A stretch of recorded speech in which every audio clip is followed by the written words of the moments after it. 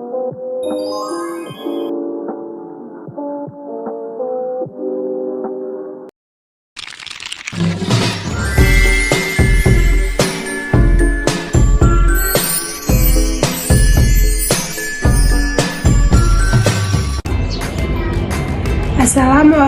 warahmatullahi wabarakatuh.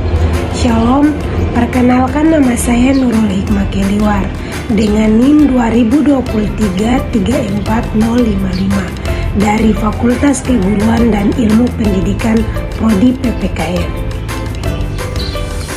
Jadi teman-teman, di sini saya akan menjelaskan tentang salah satu materi yang berkaitan dengan politik hukum dengan judulnya yaitu Politik Hukum dan Implementasinya, Studi Kasus Undang-Undang Minerba. Sedangkan topiknya yaitu pengaruh politik hukum terhadap kebijakan perundang-undangan di Indonesia. Dan temanya sendiri yaitu peran politik hukum dalam mewujudkan keadilan sosial. Berikutnya ada beberapa narasi yang akan kita bahas dalam materi politik hukum ini. Yang pertama itu ada yang namanya pengantar. Jadi dalam pengantar ini politik hukum mencerminkan kebijakan negara dalam pembentukan hukum yang bertujuan mewujudkan kepentingan rakyat sesuai dengan nilai-nilai keadilan, kemanfaatan, dan kepastian hukum. Dalam konteks Indonesia, politik tidak hanya dipengaruhi oleh ideologi negara, tetapi juga oleh dinamika politik, ekonomi, dan sosial. Salah satu contoh relevannya yaitu pembentukan Undang-Undang Minerba yang menuai kontroversi karena dianggap lebih menguntungkan pihak tertentu dibandingkan rakyat. Yang kedua, ada yang namanya informasi pendukung. Jadi dalam informasi pendukung ini ada 3 poin penting yang terdapat di dalamnya. Yang pertama ada yang namanya definisi politik hukum. Jadi politik hukum adalah arah kebijakan dasar yang ditetapkan pemerintah untuk membentuk, mengubah, atau mencabut hukum demi kepentingan masyarakat. Sedangkan poin yang kedua yaitu tujuan politik hukum, di mana ada yang namanya menciptakan hukum yang adil. Yang kedua mengatur hubungan antara pemerintah, masyarakat, dan sumber daya negara. Dan yang ketiga itu ada yang namanya mengakomodasi nilai-nilai sosial, budaya, dan ekonomi.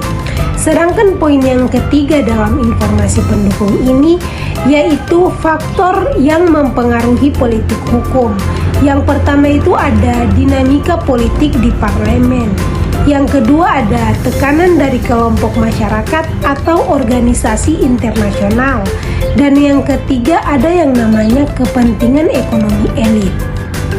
Berikutnya kita masuk kepada narasi yang ketiga, yaitu ada yang namanya teori pendukung.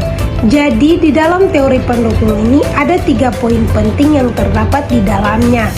Yang pertama ada teori hukum pembangunan, yang kedua ada teori kepentingan, dan yang ketiga ada teori keadilan.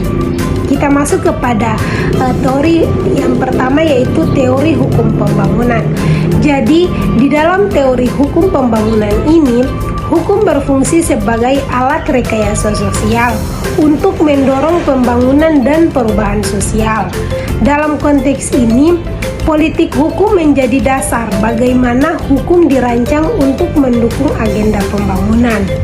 Yang kedua yaitu teori kepentingan.